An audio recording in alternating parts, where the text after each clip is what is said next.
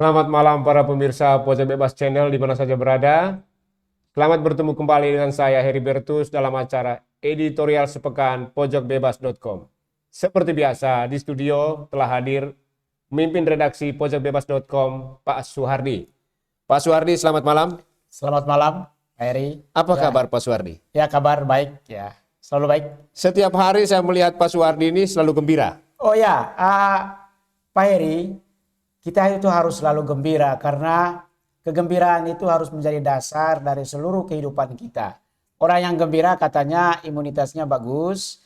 Orang yang imunitasnya bagus tentu kesehatannya bagus. Dia lebih bertahan dalam menghadapi berbagai macam virus. Apalagi sekarang Apalagi ya. dalam kondisi seperti sekarang. Jadi harus banyak-banyak menciptakan kegembiraan bagi hidup kita masing-masing. Ya begitu Pak Heri. Malam ini juga penampilannya beda nih, menggunakan batik ya.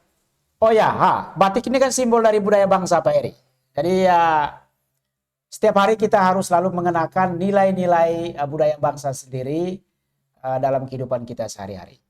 Itu Pak. Oke, Ya. Pak Suhardi. Kira-kira dalam sepekan ini kemarin, berita-berita apa saja yang disajikan oleh pojokbebas.com?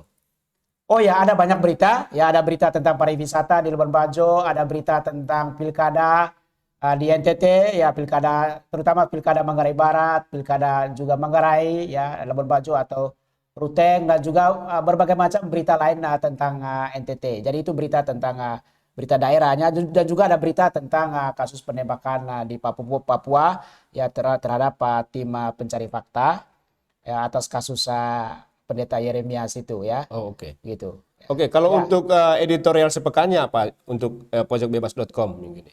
Oh ya, kita menyoroti dua isu. Yang pertama itu adalah tentang pertumbuhan sektor ekonomi pertanian itu sampai 16,24%. Ya, dan ini menarik, unik, Dan menggembirakan spesial. Ya, menggembirakan itu karena ya di tengah pandemi COVID ini hampir begitu banyak sektor ekonomi itu pertumbuhannya sampai minus. Tapi ini lain sendiri sampai bertumbuh 16,24%. Ini tandanya apa? Ini tandanya bahwa pertanian itu adalah jaminan kehidupan kita yang selama ini kurang ditata dengan baik. Gitu, Pak. Untuk isu sektor pertanian ini, kebijaksanaan negara atau istana apa terhadap isu ini, Pak? Isu pertanian ini. Oh ya, dalam sebuah rapat terbatas di Istana Negara oleh Presiden, pertama kali dia mengatakan bahwa isu pertumbuhan di sektor pertanian ini itu harus cepat direspon, ya jangan sampai itu dibiarkan berlalu. Lalu kemudian yang berikut itu pemerintah ya negara ya selain membangun lumbung pangan ya yang sekarang di Kalimantan Tengah ya baru beberapa hari kemarin Presiden pulang dari sana, dan juga lumbung pangan yang sama juga akan dibangun di provinsi-provinsi lain dan salah satunya NTT, Pak Heri. Lalu kemudian selain itu ya selain tentang lumbung pangan itu juga pemerintah atau negara berencana untuk mengorganisir para petani kita itu masuk dalam sebuah korporasi, kelompok korporasi besar. Nah, ini sangat penting menurut saya. Ini isu rencana yang sangat brilian. Karena apa? Karena kalau petani kita itu terorganisir di dalam sebuah korporasi, maka dia memiliki kemudahan akses kepada bank, kepada sumber-sumber pendanaan. Itu yang pertama. Lalu kemudian keuntungan yang lain, kalau para petani kita itu terorganisir di dalam korporasi-korporasi itu, dia juga memiliki bargaining di hadapan pasar. Ya, karena dia kuat. Selama ini memang para petani kita itu sudah memiliki koperasi ya. Tetapi basis dari koperasi itu kan koperasi simpan pinjam. Ya. Nah, ke depan diharapkan bahwa koperasi-koperasi petani kita itu dia berbasis kepada produksi, pada bisnis, pada usaha-usaha yang lebih sifatnya itu produktif, memberikan nilai tambah bagi para petani kita. Diharapkan begitu Pak Heri ya. Untuk Undang-Undang Cipta Kerja, isu Undang-Undang Cipta Kerja, kira-kira kebijaksanaan atau informasi apa yang dapat dari Oh ya, pemerintah? Pak Heri ya seperti yang sudah diberitakan di mana-mana bahwa pasca disahkannya Undang-Undang Cipta Kerja ini, itu gelombang kritik itu protes masyarakat sipil itu berhamburan di mana-mana. Baik dalam ruang virtual ya maupun dalam ruang fisik, dan puncaknya itu adalah demonstrasi di mana-mana. Tetapi menurut saya itu Pak Heri begini ya, kritik itu tentu sangat baik. ya, terutama dalam kondisi di mana legislatif kita dan juga eksekutif kita itu bergandengan tangannya itu terlalu erat. Nah, dalam kondisi seperti itu, maka kritik-kritik dari masyarakat sipil itu dia berfungsi mengimbangi.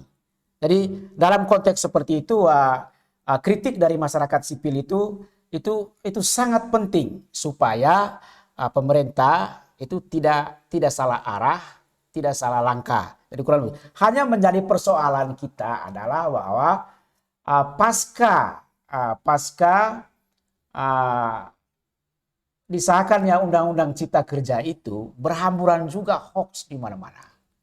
Ya, berita-berita bohong tentang undang-undang itu juga berhamburan di mana-mana. Dan bahkan berita-berita bohong itu memicu gelombang demonstrasi di jalan-jalan yang kurang lebih juga kurang kondusif untuk kehidupan kita. Sebagai salah satu contoh misalnya hoax itu ya, ini dirilis oleh pemerintah sendiri ya. Pertama itu berita tentang uang pesangon akan hilang. Ya. Padahal uang pesangon itu tetap ada. Lalu kemudian hoax yang lain itu misalnya UMP, UMK, dan UMSP akan dihapus. Ya. Padahal faktanya upah minimum regional tetap ada. Dan ada hoax yang lain lagi, misalnya hak cuti. Hak cuti sakit, cuti kawin, cuti khitan, cuti baptis, cuti kematian, cuti kelahiran katanya akan hilang. Hoaxnya begitu dan bahkan tidak dapat kompensasi. Ya, tapi faktanya hak cuti tidak ada, tetap ada. Ya, itu hanya sebagian dari hoax yang berkembang selama ini. Tetapi menurut saya Pak Heri ya, menurut saya kenapa hoax itu ada? Kan begitu. Kenapa hoax itu ada? Ya. Nah, ini mencerminkan gejala ya, kurangnya literasi pada masyarakat kita. Lalu kemudian yang berikut itu adalah lambannya juga menurut saya ya, itu yang kita lihat. Itu masalah transparansi dan lain sebagainya. Lalu kemudian sosialisasi mengenai undang-undang ini itu sangat lambat dilakukan oleh negara kepada masyarakat. Sehingga hoax itu duluan masuk dan itu menggerakkan masyarakat, baru kemudian respon pemerintah. Dan harusnya itu adalah bahwa pemerintah lebih dulu mensosialisasikannya sehingga masyarakat itu membangun kritik terhadap undang-undang ini. Memang dia berdasarkan pada informasi-informasi yang objektif, informasi-informasi yang benar. Nah, berdasarkan itu masyarakat melakukan kritik, ya. Nah, kritik di atas dasar-dasar yang objektif itu, di atas informasi-informasi yang benar itu, kita harapkan itu dapat menjadi cahaya yang memungkinkan kita dapat melihat celah-celah kebijakan negara supaya negara itu tidak salah langkah. Jadi ya begitu Pak Heri ya, editorial kita dalam sepekan ini ya. Terima kasih Pak Suhardi telah hadir dalam acara editorial sepekan pojokbebas.com pada malam hari ini. Terima kasih kepada pemirsa Pojok Bebas Channel di mana saja berada. Selamat malam dan salam sukses selalu.